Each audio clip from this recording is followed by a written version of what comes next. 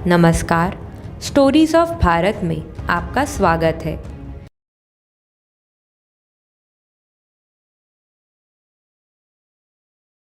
जहां हम भारत के कोने कोने से वो कहानियां लाते हैं जिनसे आप कुछ नया सीखते हैं।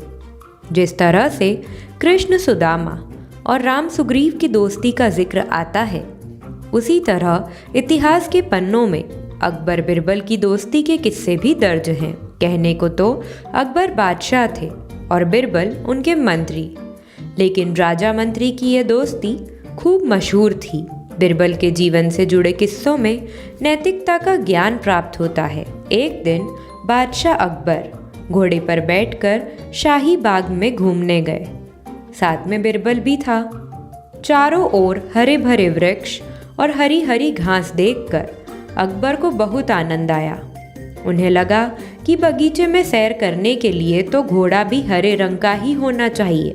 उन्होंने बिरबल से कहा, बिरबल, मुझे हरे रंग का घोड़ा चाहिए। तुम मुझे 7 दिन में हरे रंग का घोड़ा ला दो। यदि तुम हरे रंग का घोड़ा न ला सके तो हमें अपनी शक्ल मत दिखाना। हरे रंग का घोड़ा तो होता ही नहीं है। अकबर और बिरबल दोनों को यह मालूम था, लेकिन अकबर को तो बिरबल की परीक्षा लेनी थी। दरअसल इस प्रकार के अटपटे सवाल करके वे चाहते थे कि बिरबल अपनी हार स्वीकार कर ले और कहें कि जहाँपना मैं हार गया। मगर बिरबल भी अपने जैसे एक ही थे। अकबर के हर सवाल का सटीक उत्तर देते थे कि बादशाह अकबर को मुंह की खानी पड़ती थी। बिरबल हरे रंग के घोड़े की खोज के बहाने 7 दिन तक इधर उधर घूमते रहे। 8वें दिन वे दरबार में हाजिर हुए और बादशाह से बोले, जहाँपना, मुझे हरे रंग का घोड़ा मिल गया है। बादशाह को आश्चर्य हुआ। उन्होंने कहा, जल्दी बताओ, कहाँ है हरे रंग का घोड़ा? बिरबल ने कहा, जहाँपना, घोड़ा तो आपको मिल जाएगा। मैंने बड़ी मुश्किल से उसे खोजा है, मगर उसके मालिक ने 2 शर्त रखी हैं। बादशाह ने कहा, क्या शर्तें हैं? पहली शर्त तो यह है कि घोड़ा लेने के लिए आपको स्वयं जाना होगा। यह तो बड़ी आसान शर्त है। दूसरी शर्त क्या है? घोड़ा खास रंग का है, इसलिए उसे लाने का दिन भी खास ही होगा। उसका मालिक कहता है कि सप्ताह के 7 दिनों के अलावा किसी भी दिन आकर उसे ले जाओ। अकबर बिरबल का मुंह देखते रह गए। बिरबल ने हंसते हुए कहा, जहाँपना, हरे रंग का घोड़ा लाना हो तो उसकी शर्तें भी माननी ही पड़ेंगी। अकबर खिलखिलाकर हंस पड़े। बिरबल की चतुराई से वह खुश हुए। समझ गए कि बिरबल को मूर्ख बनाना सरल नहीं है।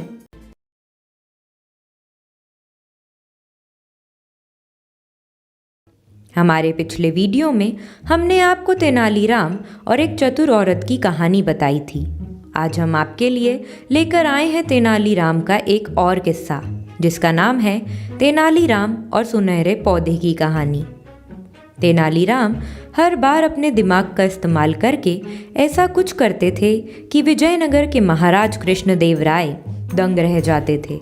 इस बार उन्होंने एक तरकीब से राजा को अपने फैसले पर दोबारा विचार करने को मजबूर कर दिया। हुआ यूं कि एक बार राजा कृष्णदेव राय किसी काम के चलते कश्मीर चले गए। वहां उन्हें एक सुनहरे रंग का खिलने वाला फूल दिखा। वो फूल महाराज को इतना पसंद आया कि वो अपने राज्य विजयनगर लौटते समय उसका एक पौधा अपने साथ लेकर आ गए।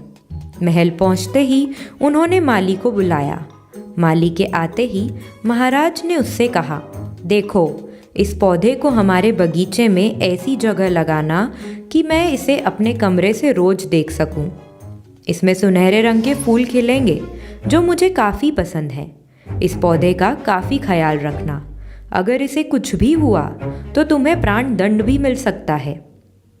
माली ने सिर हिलाते हुए राजा से पौधा लिया और उनके कमरे से दिखने वाली जगह में उसे लगा दिया। दिन रात माली उस फूल का खूब ख्याल रखता था। दिन जैसे ही बीतते गए, उसमें सुनहरे फूल खिलने लगे। रोज राजा उठते ही सबसे पहले उसे देखते और फिर दरबार जाते थे। अगर किसी दिन राजा को महल से बाहर जाना पड़ता था तो उस फूल को न देख पाने के कारण उनका मन दुखी हो जाता था। एक दिन जब राजा सुबह उस फूल को देखने के लिए अपनी खिड़की पर आए तो उन्हें वो फूल दिखा ही नहीं। तभी उन्होंने माली को बुलवाया। महाराज ने माली से पूछा, वो पौधा कहाँ गया? मुझे उसके फूल क्यों दिखाई नहीं दे रहे हैं? जवाब में माली ने कहा, महाराज, उसे कल शाम को मेरी बकरी खा गई। इस बात को सुनते ही महाराज का गुस्सा 7वें आसमान पर पहुंच गया। उन्होंने सीधे राजमाली को 2 दिन बाद मौत की सज़ा सुनाने का आदेश दे दिया। तभी वहाँ सैनिक आए और उसे जेल में डाल दिया। माली की पत्नी को जैसे ही इस बारे में पता चला, वो दरबार में राजा से फरियाद करने पहुंची। गुस्से में महाराज ने उसकी एक बात न सुनी। रोते रोते वो दरबार से जाने लगी। तभी एक व्यक्ति ने उसे तेनालीराम से मिलने की सलाह दी। रोते हुए माली की पत्नी ने तेनालीराम को अपने पति को मिली मौत की सज़ा और उसे सुनहरे फूल के बारे में बताया। उसकी सारी बात सुनकर तेनालीराम ने उसे समझा बुझाकर घर भेज दिया। अगले दिन गुस्से में माली की पत्नी उस सुनहरा फूल खाने वाली बकरी को चौराहे में ले जाकर डंडे से पीटने लगती है। ऐसा करते करते बकरी अधमरी हो जाती है। विजयनगर राज्य में पशुओं के साथ इस तरह का व्यवहार करना मना था। इसे क्रूरता माना जाता था। इसलिए कुछ लोगों ने माली की पत्नी की इस हरकत की शिकायत नगर कोतवाल को कर दी। सारा मामला जानने के बाद नगर कोतवाल के सिपाहियों को पता चला कि यह सब माली को मिले दंड की वजह से वो गुस्से में कर रही है। यह जानते ही सिपाही इस मामले को दरबार में लेकर गए। महाराज कृष्णदेव राय ने पूछा कि तुम एक जानवर के साथ इतना बुरा व्यवहार कैसे कर सकती हो? ऐसी बकरी जिसके कारण मेरा पूरा घर उजड़ने वाला है, मैं विधवा होने वाली हूँ और मेरे बच्चे अनाथ होने वाले हैं। उस बकरी के साथ कैसा व्यवहार करूँ महाराज? माली की पत्नी ने जवाब दिया। राजा कृष्णदेव राय ने कहा, तुम्हारी बात का मतलब मैं समझ नहीं पाया। ये बेजुबान जानवर तुम्हारा घर कैसे उजाड़ सकता है? उसने बताया, साहब, ये वही बकरी है जिसने आपके सुनहरे पौधे को खा लिया था। इसकी वजह से आपने मेरे पति को मौत की सज़ा सुना दी है। गलती तो इस बकरी की थी, लेकिन सज़ा मेरे पति को मिल रही है। सज़ा असल में इस बकरी को मिलनी चाहिए, इसलिए मैं इसे डंडे से पीट रही थी। अब महाराज को यह बात समझ आई कि गलती माली की नहीं बल्कि बकरी की थी। यह समझते ही उन्होंने माली की पत्नी से पूछा कि तुम्हारे पास इतनी बुद्धि कैसे आई कि इस तरह से मेरी गलती के बारे में समझा सको? उसने कहा कि महाराज, मुझे रोने के अलावा कुछ भी नहीं सूझ रहा था। यह सब मुझे पंडित तेनालीराम जी ने समझाया। एक बार फिर राजा कृष्णदेव राय को तेनालीराम पर गर्व महसूस हुआ और उन्होंने कहा कि तेनालीराम, तुमने मुझे एक बार फिर बड़ी गलती करने से रोक दिया। यह कहते ही महाराज ने माली का मृत्यु दंड का फैसला वापस लेते हुए उसे जेल से रिहा करने का आदेश दिया। साथ ही तेनालीराम को उनकी बुद्धि के लिए 50,000 स्वर्ण मुद्राएं उपहार के स्वरूप में दी। इस कहानी से हमें यह सीख मिलती है कि समय से पहले कभी भी हार नहीं माननी चाहिए। कोशिश करने से बड़ी मुसीबत से निपटा जा सकता है और गुस्से में हम कई बार ऐसे फैसले ले लेते हैं जिनका असर बुरी तरह से किसी और पर पड़ सकता है। इसलिए हमें गुस्से पर काबू करना सीखना चाहिए।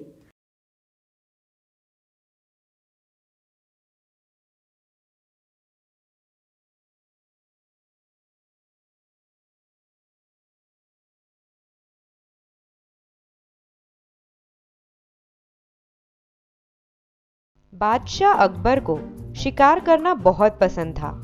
एक बार की बात है, बादशाह अकबर अपने सैनिकों के साथ शिकार पर निकले। शिकार करते करते वो इतने आगे चले गए कि वो अपने दल से छूट गए। उनके साथ बस कुछ ही सैनिक रह गए थे। अब शाम होने को थी और सूरज ढलने वाला था। साथ ही अकबर और उनके साथ के सैनिकों को भूख भी सताने लगी थी। काफी दूर निकल आने पर बादशाह अकबर को यह एहसास हुआ कि वो रास्ता भटक गए हैं। वहां आसपास कोई नजर भी नहीं आ रहा था जिससे रास्ते के बारे में पूछा जा सकता था। थोड़ी दूर और चलने पर उन्हें एक तिराहा नजर आया। बादशाह को यह देखकर थोड़ी खुशी हुई कि चलो, इनमें से कोई ना कोई रास्ता राजधानी तक तो जाता ही होगा। लेकिन सभी इसी उलझन में थे कि किस रास्ते पर चला जाए। सभी सैनिकों की नजर सड़क किनारे खड़े एक छोटे से लड़के पर पड़ी। वह लड़का बड़ी हैरानी से महाराज के घोड़े और सैनिकों के हथियारों को देख रहा था। सैनिकों ने उस बालक को पकड़कर महाराज के सामने पेश किया। बादशाह अकबर ने लड़के से पूछा, ए लड़के, इनमें से कौन सा रास्ता आगरा जाता है? यह बात सुनकर वह बच्चा जोर जोर से हंसने लगा। यह देखकर राजा को बहुत गुस्सा आया, लेकिन उन्होंने शांत भाव से उससे उसकी हंसी का कारण पूछा। लड़के ने जवाब दिया, यह रास्ता चल नहीं सकता है, तो यह आगरा कैसे जाएगा? आगरा पहुंचने के लिए तो आपको खुद चलना पड़ेगा। महाराज उस लड़के की सूझबूझ को देखकर चकित रह गए। उन्होंने प्रसन्न होकर उस बच्चे का नाम पूछा। लड़के ने जवाब में अपना नाम महेश दास बताया। महाराज ने उसे इनाम में सोने की अंगूठी दी और दरबार में आने का न्योता दिया। इसके बाद बादशाह अकबर ने लड़के से पूछा, क्या तुम मुझे बता सकते हो कि किस रास्ते पर चलने से मैं आगरा पहुंच पाऊंगा? लड़के ने बड़ी ही शालीनता से सही रास्ता बताया और महाराज अपने सैनिकों के साथ आगरा की ओर चल पड़े। यही लड़का बड़ा होकर बिरबल के नाम से प्रसिद्ध हुआ और बादशाह अकबर के नवरत्नों में से एक कहलाया। इस कहानी से हमें यह सीख मिलती है कि ज्ञान और सूझबूझ का सम्मान करना चाहिए।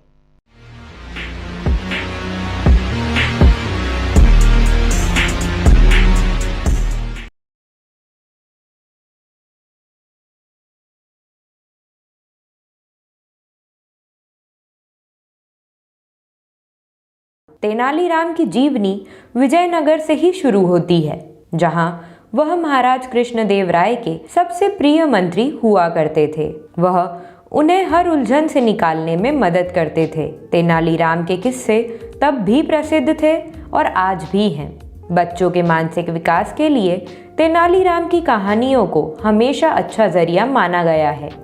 राज्य पर किसी तरह की आपत्ति आने पर महाराज तेनालीराम से ही सलाह लिया करते थे। स्टोरीज ऑफ भारत में हम आपके लिए लेकर आए हैं ऐसी ही एक कहानी। महाराज कृष्णदेव राय एक कीमती रत्न जड़ित अंगूठी पहना करते थे। जब भी वह दरबार में उपस्थित होते थे तो अक्सर उनकी नज़र अपनी सुंदर अंगूठी पर जाकर टिक जाती थी। राजमहल में आने वाले मेहमानों और मंत्रीगणों से भी वह बार बार अपनी उस अंगूठी का जिक्र किया करते थे। एक बार राजा कृष्णदेव राय उदास होकर अपने सिंहासन पर बैठे थे। तभी तेनालीराम वहां आ पहुंचे। उन्होंने राजा की उदासी का कारण पूछा। तब राजा ने बताया कि उनकी पसंदीदा अंगूठी खो गई है और उन्हें पक्का शक है कि उसे उनके 12 अंगरक्षकों में से किसी एक ने चुराया है। चूंकि राजा कृष्णदेव राय का सुरक्षा घेरा इतना चुस्त होता था कि कोई चोर उचक्का या सामान्य व्यक्ति उनके नजदीक नहीं जा सकता था। तेनालीराम ने तुरंत महाराज से कहा कि मैं अंगूठी चोर को बहुत जल्द पकड़ लूंगा। यह बात सुनकर राजा कृष्णदेव राय बहुत प्रसन्न हुए। उन्होंने तुरंत अपने अंगरक्षकों को बुलवाया। तेनालीराम बोले, राजा की अंगूठी आप 12 अंगरक्षकों में से किसी एक ने ली है, लेकिन मैं इसका पता बड़ी आसानी से लगा लूंगा। जो सच्चा है उसे डरने की कोई जरूरत नहीं है और जो चोर है वह कठोर दंड भोगने के लिए तैयार हो जाए। तेनालीराम ने बोलना जारी रखा, आप सब मेरे साथ आइए, हम सबको काली माँ के मंदिर जाना है। राजा बोले, ये क्या कर रहे हो तेनालीराम? हमें चोर का पता लगाना है, मंदिर के दर्शन नहीं कराने हैं। महाराज, आप धैर्य रखिए, जल्द ही चोर का पता चल जाएगा। तेनालीराम ने राजा को सब्र रखने को कहा। मंदिर पहुंचकर तेनालीराम पुजारी के पास गए और उन्हें कुछ निर्देश दिए। इसके बाद उन्होंने अंगरक्षकों से कहा, आप सबको बारी बारी से मंदिर में जाकर माँ काली की मूर्ति के पैर छूने हैं और फौरन बाहर निकल आना है। ऐसा करने से माँ काली आज रात स्वप्न में मुझे उस चोर का नाम बता देंगी।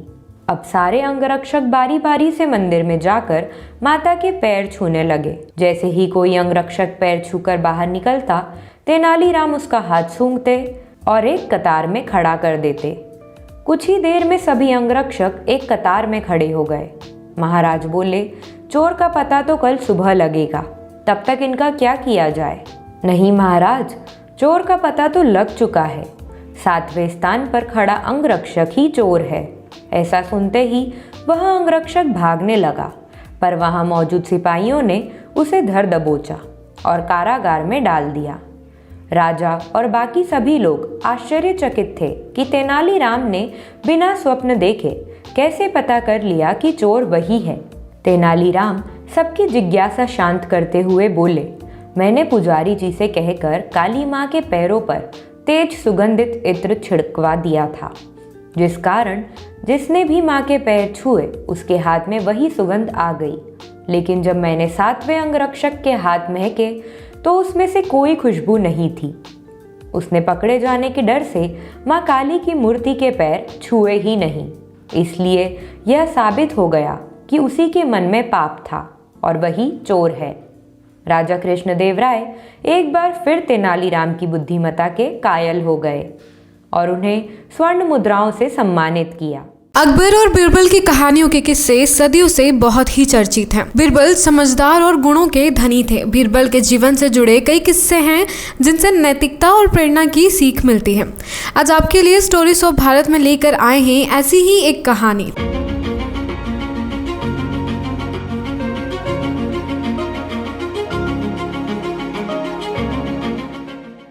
एक दिन की बात है, बादशाह अकबर की राजसभा में एक ज्ञानी पंडित आया हुआ था। वह कुछ सवालों के जवाब बादशाह से जानना चाहता था, लेकिन बादशाह के लिए उसके सवालों का जवाब देना मुश्किल हो गया। इसलिए उन्होंने पंडित के सवालों के जवाब देने के लिए बीरबल को आगे कर दिया। बीरबल की चतुराई से सभी वाकिफ थे और सभी को उम्मीद थी कि बीरबल पंडित के हर सवाल का जवाब आसानी से दे सकते हैं। पंडित ने बीरबल से कहा, मैं तुम्हें 2 विकल्प देता हूँ। एक, या तो तुम मुझे मेरे 100 आसान से सवालों का जवाब दो, या फिर मेरे एक मुश्किल सवाल का जवाब दो। बीरबल ने सोच विचार करने के बाद कहा कि मैं आपके एक मुश्किल सवाल का जवाब देना चाहता हूँ। फिर पंडित ने बीरबल से पूछा, तो बताओ, मुर्गी पहले आई या अंडा? बीरबल ने तुरंत पंडित को जवाब दिया कि मुर्गी पहले आई। फिर पंडित ने उनसे पूछा कि तुम इतनी आसानी से कैसे बोल सकते हो कि मुर्गी पहले आई? इस पर बीरबल ने पंडित से कहा कि यह आपका दूसरा सवाल है और मुझे एक सवाल का ही जवाब देना था। ऐसे में पंडित ने बीरबल के सामने कुछ बोल नहीं पाए और बिना बोले ही दरबार से चले गए। बीरबल की चतुराई और अक्लमंदी को देखकर अकबर हमेशा की तरह ही इस बार भी बहुत खुश हुए। इससे बीरबल ने साबित कर दिया कि बादशाह अकबर के दरबार में सलाहकार के रूप में बीरबल का रहना कितना ज़रूरी है। इस कहानी से हमें सीख मिलती है कि सही तरह से दिमाग लगाने और संयम रखने से हर सवाल का जवाब और हर समस्या का हल मिल सकता है। आपको यह कहानी कैसी लगी कमेंट में ज़रूर बताएं। साथ ही इस वीडियो को लाइक, शेयर करें और चैनल को सब्सक्राइब करना ना भूलें। धन्यवाद।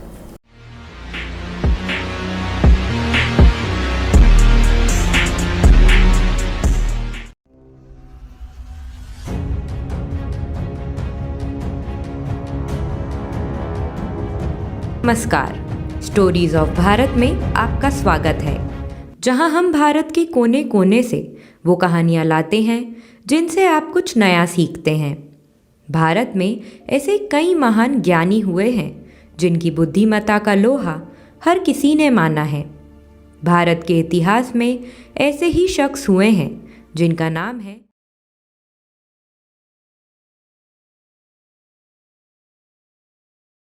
तेनालीराम। तेनालीराम की जीवनी विजयनगर से ही शुरू होती है, जहां वह महाराज कृष्णदेव राय के सबसे प्रिय मंत्री हुआ करते थे। वह उन्हें हर उलझन से निकालने में मदद करते थे। तेनालीराम के किस्से तब भी प्रसिद्ध थे और आज भी हैं। बच्चों के मानसिक विकास के लिए तेनालीराम की कहानियों को हमेशा अच्छा जरिया माना गया है। राज्य पर किसी तरह की आपत्ति आने पर महाराज तेनालीराम से ही सलाह लिया करते थे। एक समय की बात है, राजा कृष्णदेव राय विजयनगर में दरबार लगाकर बैठे थे। उसी समय दरबार में एक सुंदर महिला एक बक्सा लेकर आई। उस बक्से में एक मखमली साड़ी थी, जिसे निकालकर वह दरबार में राजा और सभी दरबारियों को दिखाने लगी। साड़ी इतनी सुंदर थी कि जो भी उसे देखता वह हैरान रह जाता। महिला ने राजा से कहा कि वह ऐसी ही सुंदर साड़ी बनाती है। उसके पास कुछ कारीगर हैं जो अपनी गुप्त कलाओं से इस साड़ी की बुनाई करते हैं। उसने राजा से निवेदन किया कि अगर राजा उसे कुछ धन दे तो वह उनके लिए भी ऐसी ही साड़ी बना देगी। राजा कृष्णदेव राय ने महिला की बात मान ली और उसे धन दे दिया। महिला ने साड़ी तैयार करने के लिए 1 साल का समय मांगा। इसके बाद वह महिला साड़ी बुनने वाले अपने कारीगरों के साथ राजा के महल में रहने लगी और साड़ी की बुनाई करने लगी। दौरान उस महिला व कारीगरों के खाने पीने से लेकर तमाम खर्चे राजमहल ही उठाता था। इसी तरह 1 साल का समय निकल गया। फिर राजा ने अपने मंत्रियों को उस साड़ी को देखने के लिए उस महिला के पास भेजा। जब मंत्री कारीगर के पास गए तो वह देखकर हैरान रह गए। वहाँ 2 कारीगर बिना किसी धागे या कपड़े के कुछ बुन रहे थे। महिला ने बताया कि उसके कारीगर राजा के लिए साड़ी बुन रहे हैं, लेकिन मंत्रियों ने बताया कि उन्हें कोई साड़ी दिखाई नहीं दे रही है। इस पर उस महिला ने कहा कि यह साड़ी सिर्फ वही लोग देख सकते हैं जिनका मन साफ हो और जीवन में उन्होंने कोई पाप न किया हो। महिला की यह बात सुनकर राजा के मंत्री परेशान हो गए। उन्होंने बहाना बनाते हुए उस महिला से कहा कि उन्होंने वह साड़ी देख ली है और वो वहाँ से चले गए।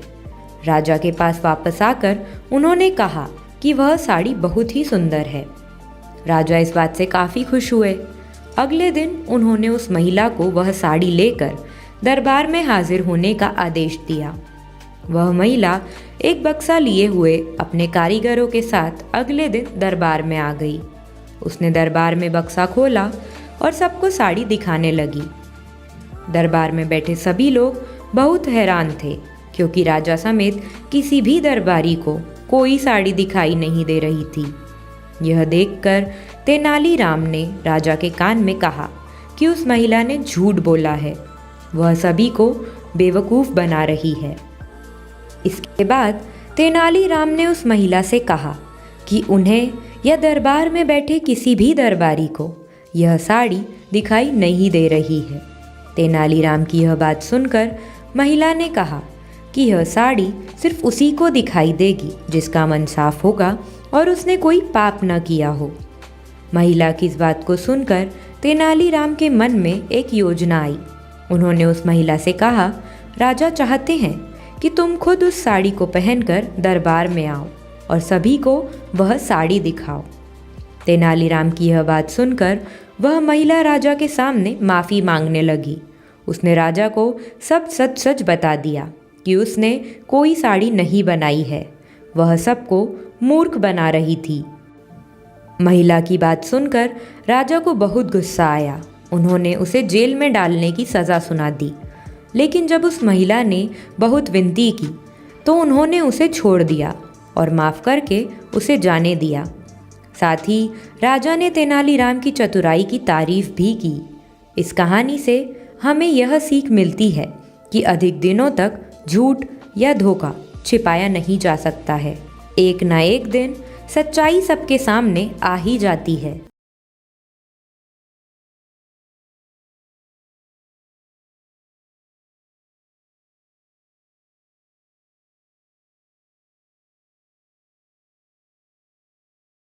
दोस्तों, वैसे तो दुनिया में लाखों कहानियां हैं, लेकिन जो मज़ा अकबर बिरबल के किस्सों में है वो और कहीं नहीं। इनकी कहानियां सदियों से हमारा मनोरंजन करते आ रही हैं। आज हम उनकी कहानियों में से एक बेहद मनोरंजक कहानी आपको सुनाने जा रहे हैं। बादशाह अकबर कामकाज के अलावा भी कई चीज़ों के बारे में बिरबल से बातचीत किया करते थे। ऐसे ही बैठे बैठे एक दिन बादशाह ने बिरबल से पूछा कि इस दुनिया में सबसे बड़ा हथियार तुम्हारे हिसाब से कौन सा होता है? इस बात के जवाब में बिरबल ने कहा कि संसार में आत्मविश्वास से बड़ा हथियार कुछ और नहीं हो सकता है। यह बात अकबर के समझ में नहीं आई, लेकिन फिर भी उन्होंने कुछ नहीं कहा। उनके मन में हुआ कि समय आने पर इस बात की परख की जाएगी। कुछ दिनों बाद राज्य में एक हाथी बेकाबू हो गया। पता करने पर समझ आया कि वो पागल हो गया है। उसे कर्मचारियों ने जंजीरों से जकड़ लिया था। इसकी खबर जैसे ही बादशाह को पहुंची तो उन्होंने सीधे महावत से कहा कि जब भी तुम्हें बिरबल आता दिखे तो हाथी की जंजीरों को खोल देना। यह सुनकर महावत हैरान हो गया, लेकिन बादशाह का आदेश था, इसलिए सिर झुकाकर चला गया। जब अकबर ने बिरबल को महावत के पास जाने के लिए कहा, महावत ने भी बादशाह के आदेश का पालन करते हुए बिरबल को आते देख हाथी को जंजीरों से मुक्त कर दिया। बिरबल को इस बात की खबर नहीं थी, इसलिए वह आराम से चल रहे थे। तभी उनकी नज़र चिंगाड़ते हुए हाथी पर पड़ी। जैसे ही उन्होंने देखा कि हाथी उनकी ही तरफ आ रहा है, वो कुछ समझ नहीं पाए। कुछ ही देर में उनके दिमाग में हुआ कि बादशाह ने मेरी आत्मविश्वास वाली बात को परखने के लिए ही इस हाथी को मेरे पीछे छोड़ने का आदेश दिया होगा। अब बिरबल इधर उधर भागने की सोच रहे थे, लेकिन ऐसा कुछ हो नहीं पाया। सामने से हाथी आ रहा था और अगल बगल में भाग कर जाने की जगह नहीं थी। इतने में हाथी बिरबल के काफी करीब पहुंच गया। तभी बिरबल ने सामने एक कुत्ते को देखा और उसे टांगों से पकड़कर हाथी की तरफ फेंक दिया। कुत्ते चीखते हुए हाथी से टकराया। उसकी ऐसी चीखें सुनकर हाथी वापस उल्टी दिशा में भागने लगा। कुछ ही देर में इस बारे में बादशाह अकबर को पता चला। तब जाकर उन्होंने माना कि आत्मविश्वास ही मनुष्य का सबसे बड़ा हथियार है। हर किसी की बात पर यूं ही भरोसा नहीं कर लेना चाहिए। बात की जांच और परख करना जरूरी है।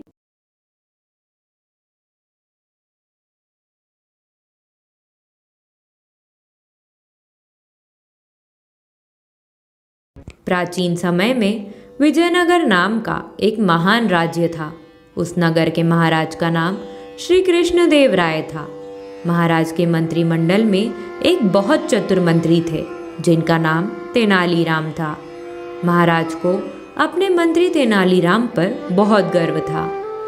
एक बार राजा कृष्णदेव राय अपने मंत्रियों के साथ कुछ चर्चा कर रहे थे। चर्चा करते समय महाराज ने तेनालीराम की चतुराई की प्रशंसा करनी शुरू करी। तभी मंत्रिमंडल में से एक मंत्री ने महाराज को कहा, महाराज, हमारे राज दरबार में एक से बढ़कर एक बुद्धिमान और चतुर लोग हैं, पर आप हमेशा तेनालीराम को ही चतुराई दिखाने का अवसर देते हैं। मंत्री ने कहा कि अगर हमें भी आप अपने बुद्धिमता साबित करने का मौका दें तो हम अपनी बुद्धिमता को साबित कर सकते हैं। किंतु महाराज ने हैरत में पड़ते हुए पूछा, किंतु क्या मंत्री जी? तभी सेनापति जी ने जवाब दिया, महाराज, मैं आपको बताता हूँ कि मंत्री जी के मन में क्या बात चल रही है। सभी मंत्री सोचते हैं कि इस दरबार में तेनालीराम के अलावा किसी को भी अपने बुद्धिमता साबित करने का मौका नहीं मिलता। हर बार बुद्धिमता का तेनालीराम श्रेय ले जाते हैं। ऐसे में बाकी दरबारियों की योग्यता कैसे दिखाएं? महाराज कृष्णदेव राय सेनापति की बात को समझ गए कि सभी मंत्रीगण तेनालीराम की तारीफ से उसके खिलाफ हो गए हैं। महाराज ने मन में सोचा कि अब सभी मंत्रीगण की परीक्षा लेनी होगी। कुछ देर सोचकर महाराज ने सभी मंत्रियों को कहा कि आप सबको अपनी बुद्धिमता साबित करने का मौका अवश्य दिया जाएगा। तेनालीराम को इसमें भाग लेने की अनुमति नहीं होगी। यह सुनकर सभी मंत्रीगण खुश हो गए कि आज हम राजा की नज़रों में अपने आप को बुद्धिमान सिद्ध कर सकेंगे। महाराज ने दरबार में धूप बत्ती की और इशारा करते हुए कहा कि जो भी कोई मुझे 2 हाथ धुएं ला कर देगा, मैं उसे तेनालीराम से ज़्यादा बुद्धिमान मानूंगा। सभी मंत्रीगण आपस में चर्चा करने लगे कि यह कैसे संभव है, धुएं को कैसे मापा जाए। सभी दरबारी अपनी बुद्धिमता को साबित करने के लिए कुछ न कुछ प्रयास करने लगे। जब कोई दरबारी धुएं को नापने की कोशिश करता तो धुआं उनके हाथ से निकलकर हवा में उड़ जाता। सभी दरबारियों ने हार मान ली। कुछ देर शांत रहने के पश्चात उनमें से एक दरबारी उठा और बोला, हमारे हिसाब से तो धुएं को नापना असंभव है। अगर तेनालीराम ने धुएं को नाप लिया तो हम सब उसे बुद्धिमान मान लेंगे। मंत्री बोला, पर यदि तेनालीराम भी इस कार्य को नहीं कर पाए तो उसे भी हमारे जैसा ही मानना होगा। महाराज मंत्री की बात सुनकर मुस्कुराए और तेनालीराम की तरफ देखते हुए कहा, क्या तुम इस कार्य को करने के लिए तैयार हो? तेनालीराम ने स्वीकृति में सर हिलाया और कहा कि महाराज, मैं आपका सेवक हूँ, मैं अवश्य ही आपकी आज्ञा का पालन करूँगा। तेनालीराम ने एक सेवक को बुलाया और उसके कान में कुछ कहा। सेवक तेनालीराम की बात सुनकर दरबार से बाहर गया और एक लंबी कांच की नली लेकर आया। पूरे दरबार में चुप्पी छा गई और सभी यह जानने को आतुर थे कि तेनालीराम किस प्रकार धुएं को नापेगा। तेनालीराम ने उस सेवक से शीशे की नली ली और उस नली को धूप बत्ती से निकलने वाले धुएं पर लगा दी। कुछ ही देर में नली पूरे धुएं से भर गई। जैसे ही नली पूरी धुएं से भर गई तो तेनालीराम ने जल्दी से नली का मुंह कपड़े से बंद किया और उसे महाराज की ओर करते हुए कहा, महाराज, ये लीजिए आपका 2 हाथ धुआं। महाराज ने इसे मंत्रियों के सामने करते ही सभी मंत्रियों के सर शर्म से झुक गए और महाराज बोले, अब तो आप लोग समझ गए होंगे कि प्रत्यक्ष को कभी भी प्रमाण की आवश्यकता नहीं होती। महाराज बोले, तेनालीराम सच में बहुत ही चतुर हैं। उनकी चतुराई की बराबरी करना असंभव है। इस कहानी से हमें सीख मिलती है कि हमें दूसरों से ईर्ष्या नहीं करनी चाहिए, दूसरों की बुद्धिमत्ता का सम्मान करना चाहिए।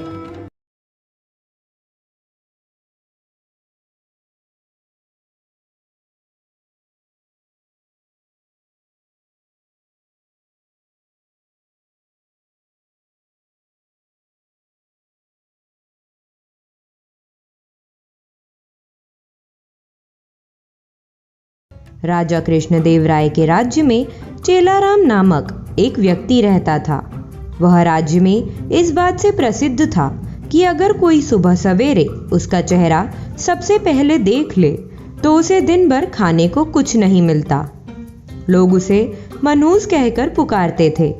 बेचारा चेलाराम इस बात से दुखी तो होता, लेकिन फिर भी अपने काम में लगा रहता।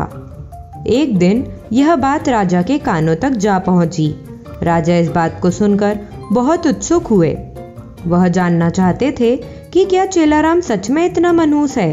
अपनी इस उत्सुकता को दूर करने के लिए उन्होंने चेलाराम को महल में हाजिर होने का बुलावा भेजा। दूसरी ओर चेलाराम इस बात से अनजान खुशी खुशी महल के लिए चल पड़ा। महल पहुंचने पर जब राजा ने उसे देखा तो वे सोचने लगे कि यह चेलाराम तो दूसरों की भांति सामान्य प्रतीत होता है। यह कैसे दूसरों के लिए मनहूसियत का कारण हो सकता है। इस बात को परखने के लिए उन्होंने आदेश दिया कि चेलाराम को उनके शयन कक्ष के सामने वाले कमरे में ठहराया जाए। आदेशानुसार चेलाराम को राजा के कमरे के सामने वाले कमरे में ठहराया गया। महल के नरम बिस्तर, स्वादिष्ट खान पान व राजसी ठाट बाट को देखकर चेलाराम बहुत खुश हुआ। उसने भरपेट खाना खाया और रात को जल्दी ही सो गया। अगली सुबह जल्द ही उसकी आंखें खुल गईं, लेकिन वह बिस्तर पर ही बैठा रहा। इतने में राजा कृष्णदेव राय उसे देखने के लिए कमरे में आए। उन्होंने चेलाराम को देखा और फिर अपने हर रोज के जरूरी काम के लिए चले गए। उस दिन संयोगवंशी राजा को सभा के लिए जल्दी जाना पड़ा, इसलिए उन्होंने सुबह का नाश्ता नहीं किया। सभा की बैठक दिन भर इतनी लंबी चली कि सुबह से शाम हो गई, लेकिन राजा को भोजन करने का समय ही नहीं मिला। थके हारे भूखे राजा शाम को भोजन के लिए बैठे ही थे कि परोसे हुए खाने में मक्खी पड़ी देखकर उन्हें बहुत गुस्सा आया व उन्होंने भोजन न करने का निर्णय किया। भूख व थकान से राजा का बुरा हाल तो था ही, ऐसे में गुस्से में आकर उन्होंने इस बात का दोषी चेलाराम को ठहराया। उन्होंने स्वीकार कर लिया कि वह एक मनहूस व्यक्ति है तथा जो कोई भी सुबह सुबह उसका चेहरा देख ले तो उसे दिन भर अन्न का एक निवाला भी नसीब नहीं होता। उन्होंने गुस्से में आकर चेलाराम को मृत्युदंड की सजा सुनाई और कहा कि ऐसे व्यक्ति को राज्य में जीने का कोई अधिकार नहीं। जब यह बात चेलाराम को पता चली तो वह भागा भागा तेनालीराम के पास पहुंचा। उसे मालूम था कि इस राजा से उसे केवल तेनालीरामा ही बचा सकते हैं। उसने उन्हें अपनी पूरी व्यथा सुनाई। तेनालीराम ने उसे आश्वासन दिया और कहा कि वह न डरे और जैसा वो कहते हैं बिल्कुल वैसा करे। अगले दिन फांसी के समय चेलाराम को लाया गया। उससे पूछा गया कि क्या उसकी कोई आखिरी इच्छा है। जवाब में चेलाराम ने कहा, हाँ, वह राजा समेत पूरी प्रजा के सामने कुछ कहने की अनुमति चाहता है। इतना सुनते ही सभा का ऐलान किया गया। जब चेलाराम सभा में पहुंचा तो राजा ने उससे पूछा, बोलो चेलाराम, तुम क्या कहने की अनुमति चाहते हो। चेलाराम बोला, महाराज, मैं केवल यह कहना चाहता हूँ कि अगर मैं इतना मनहूस हूँ कि जो कोई मुझे सुबह देख ले तो उसे दिन भर भोजन नसीब नहीं होता, तो आप भी मेरी तरह एक मनहूस हैं। यह सुन सभी उपस्थित लोग भौचक्के रह गए और राजा की ओर देखने लगे। राजा ने भी क्रोधित स्वर में कहा, तुम्हारी ये मजाल, तुम ऐसी बात कैसे और किस आधार पर कह सकते हो। चेलाराम ने जवाब दिया, महाराज, उस दिन सुबह सबसे पहले मैंने भी आपका ही चेहरा देखा था और मुझे मृत्युदंड की सजा सुनाई गई। इसका अर्थ तो ये हुआ कि आप भी मनहूस हैं। जो कोई सुबह सबसे पहले आपका चेहरा देख ले उसे मृत्युदंड मिलना तय है।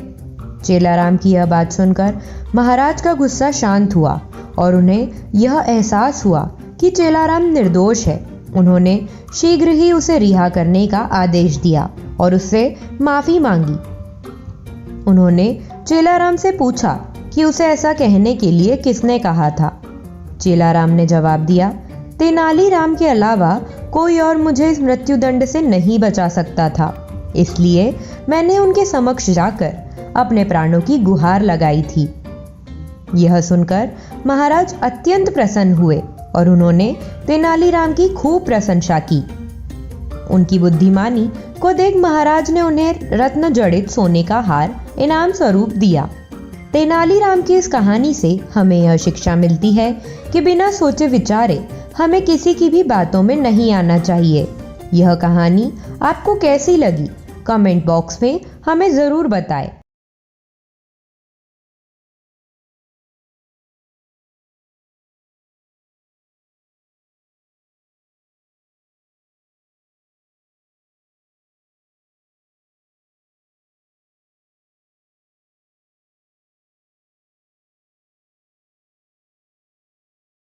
विजयनगर राज्य के राजा कृष्णदेव राय के मन में एक दिन बड़ा सा शिवालय बनाने की इच्छा जगी।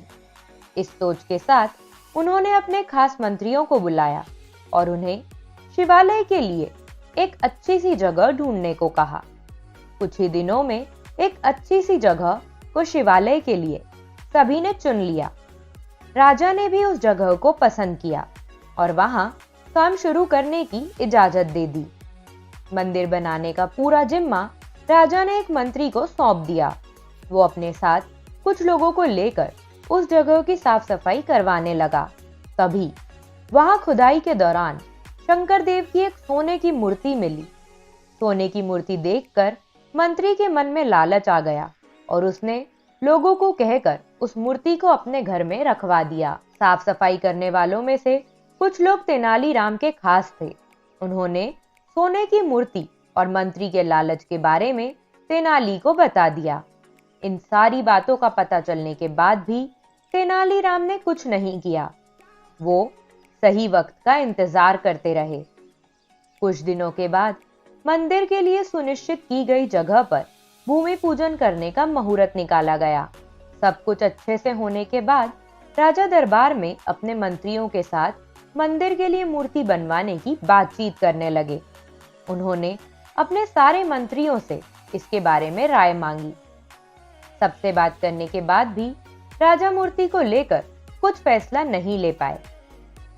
राजा ने अगले दिन फिर अपने सारे मंत्रियों को दरबार में मूर्ति के बारे में चर्चा करने के लिए बुलाया। तभी एक जटाधारी सन्यासी दरबार में आया। सन्यासी को देखकर सबने उन्हें आदरपूर्वक बैठने के लिए कहा। एक आसन पर बैठकर जटाधारी सन्यासी ने राजा से कहा कि मुझे स्वयं महादेव ने यहाँ भेजा है। मैं जानता हूँ कि आप लोग शिव मंदिर बनाने की सोच रहे हैं और वहां स्थापित करने के लिए मूर्ति कैसी हो उस पर यहाँ चर्चा हो रही है। इसी वजह से मैं यहाँ आया हूँ। जटाधारी सन्यासी ने आगे कहा कि भगवान शिव ने मुझे खुद आप लोगों की परेशानी दूर करने के लिए यहाँ भेजा है।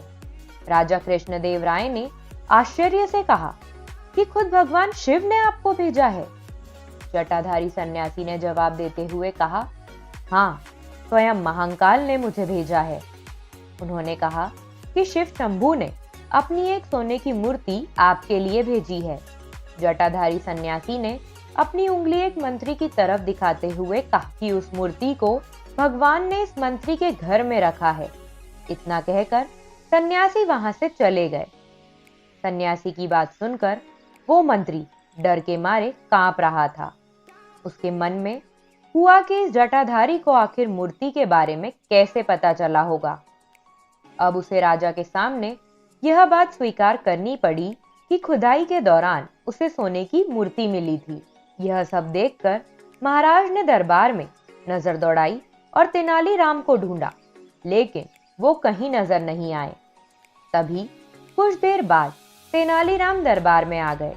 उन्हें देखते ही सब जोर जोर से हंसने लगे। तभी एक व्यक्ति ने कहा कि अच्छा, तो यही थे वो जटाधारी सन्यासी। आपने अपनी जटाएं और कपड़े तो उतार दिए, लेकिन माला उतारना भूल गए। सबको हंसता देख महाराज भी मुस्कुराने लगे और तेनालीराम की तारीफ करते हुए मंदिर का काम करवाने की जिम्मेदारी उनके कंधों पर सौंप दी। इस कहानी से यह सीख मिलती है कि लालच करना गलत है। हमेशा सरल और अच्छे मन से कार्य करना चाहिए। ऐसा करने से लोगों के सामने कभी शर्मिंदा नहीं होना पड़ता। यह कहानी आपको कैसी लगी? कमेंट बॉक्स में हमें जरूर बताइए। अकबर और बिरबल की कहानियों के किस्से सदियों से बहुत ही चर्चित हैं। बिरबल समझदार और गुणों के धनी थे। बिरबल के जीवन से जुड़े कई किस्से हैं जिनसे नैतिकता और प्रेरणा की सीख मिलती है। आज आपके लिए स्टोरीज ऑफ भारत में लेकर आए हैं ऐसी ही एक कहानी। एक बार की बात है, राजा अकबर व बिरबल दरबार में बैठे कुछ अहम मामलों पर चर्चा कर रहे थे। तभी बिरबल ने अकबर से कहा, मुझे लगता है कि ज्यादातर पुरुष जोरू के गुलाम होते हैं और अपनी पत्नियों से डर कर रहते हैं। बिरबल की यह बात राजा को बिल्कुल भी पसंद न आई। उन्होंने इस बात का विरोध किया। इस पर बिरबल भी अपनी बात मनवाने पर अड़ गए।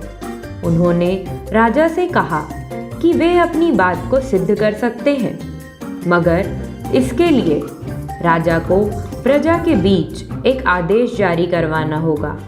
वह आदेश यह था कि जिस पुरुष के अपनी पत्नी से डरने की बात सामने आएगी, उसे दरबार में एक मुर्गी जमा करानी होगी। राजा बिरबल की इस बात पर तैयार हो गए। अगले ही दिन प्रजा के बीच आदेश कराया गया कि अगर यह बात सिद्ध हो जाती है कि कोई पुरुष अपनी पत्नी से डरता है, तो उसे दरबार में आकर बिरबल के पास एक मुर्गी जमा करवानी होगी। फिर क्या था, देखते ही देखते बिरबल के पास ढेरों मुर्गियां इकट्ठा हो गईं और सैकड़ों मुर्गियां महल के बगीचे में घूमने लगी। अब बिरबल राजा के पास पहुंचे और बोले, महाराज, महल में इतनी मुर्गियां इकट्ठा हो गई हैं कि आप एक मुर्गी खाना खोल सकते हैं, इसलिए अब आप इस आदेश को वापस ले सकते हैं। मगर महाराज ने इस बात को गंभीरता से नहीं लिया और महल में मुर्गियों की संख्या धीरे धीरे और भी ज्यादा बढ़ने लगी। इतनी अधिक मुर्गियां महल में जमा हो जाने के बाद भी जब राजा अकबर बिरबल की बात से सहमत नहीं हुए, तो बिरबल ने अपनी बात सिद्ध करने के लिए एक नया उपाय निकाला। एक दिन बिरबल राजा के पास गए और बोले, महाराज, मैंने सुना है कि पड़ोस के राज्य में एक बहुत ही खूबसूरत राजकुमारी रहती है। एक दिन बिरबल राजा के पास गए और बोले, महाराज, मैंने सुना है कि पड़ोस के राज्य में एक बहुत ही खूबसूरत राजकुमारी रहती है। अगर आप चाहें तो क्या मैं आपका रिश्ता वहाँ पक्का कराऊं? यह सुनते ही राजा चौंक उठे और बोले, बिरबल, तुम ये कैसी बात कर रहे हो? महल में पहले से ही 2 महारानियां मौजूद हैं। अगर उन्हें इस बात की भनक भी लगी तो मेरी खैर नहीं होगी। यह सुनकर बिरबल ने तपाक से जवाब दिया, चलिए महाराज, फिर तो आप भी मेरे पास 2 मुर्गियां जमा करा ही दीजिए। राजा बिरबल का ऐसा जवाब सुनकर शर्मा गए और उन्होंने अपना आदेश उसी वक्त वापस ले लिया।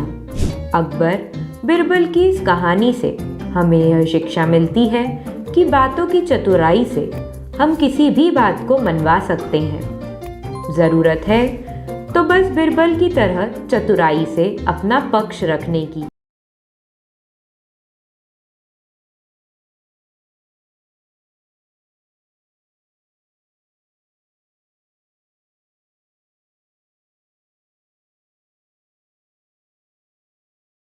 एक दिन महाराज कृष्णदेव राय ने कहा, सभी दरबारी तथा मंत्रीगणों को यह आभास तो हो ही गया होगा कि आज दरबार में कोई विशेष कार्य नहीं है और ईश्वर की कृपा से किसी की कोई समस्या भी हमारे सम्मुख नहीं है। अतः क्यों न किसी विषय पर चर्चा की जाए। क्या आप जैसे योग्य मंत्रियों व दरबारियों में से कोई सुझा सकता है ऐसा विषय जिस पर चर्चा कराई जा सके? तभी तेनालीराम बोला, महाराज, विषय का निर्णय आप ही करें तो अच्छा होगा। महाराज ने कुछ सोचा और फिर बोले, जैसा कि आप सभी जानते हैं कि क्षत्रिय, वैश्य, शूद्र तीनों वर्ग ब्राह्मण को पूजनीय माने।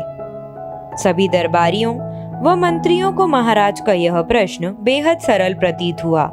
इसमें कठिनाई क्या है महाराज?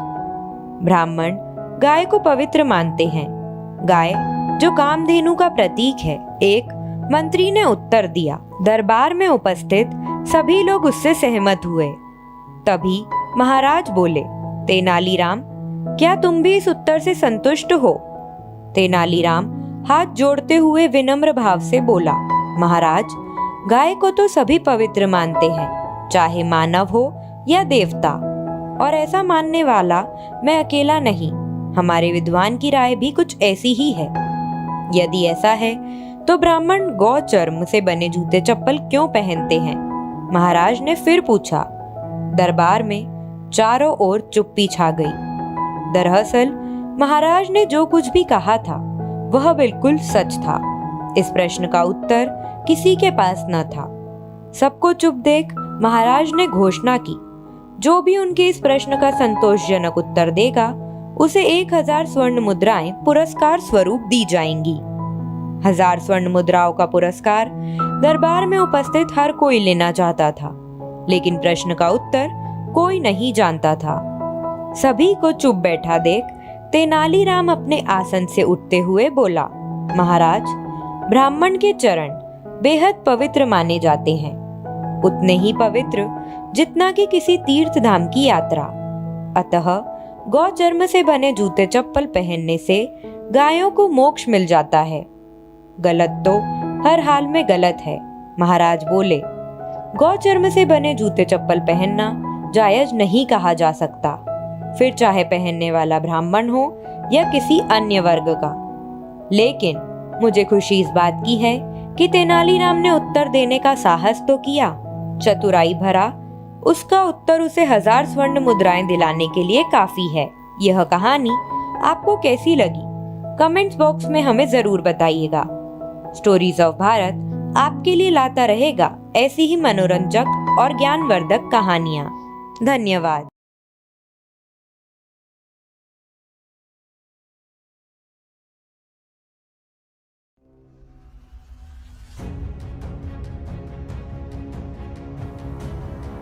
नमस्कार, स्टोरीज ऑफ भारत में आपका स्वागत है।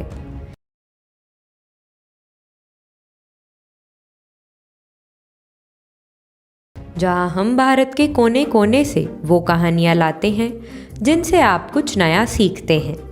जिस तरह से कृष्ण सुदामा और राम सुग्रीव की दोस्ती का जिक्र आता है, उसी तरह इतिहास के पन्नों में अकबर बिरबल की दोस्ती के किस्से भी दर्ज हैं। कहने को तो अकबर बादशाह थे और बिरबल उनके मंत्री, लेकिन राजा मंत्री की यह दोस्ती खूब मशहूर थी। बिरबल के जीवन से जुड़े किस्सों में नैतिकता का ज्ञान प्राप्त होता है। एक दिन बादशाह अकबर घोड़े पर बैठकर शाही बाग में घूमने गए।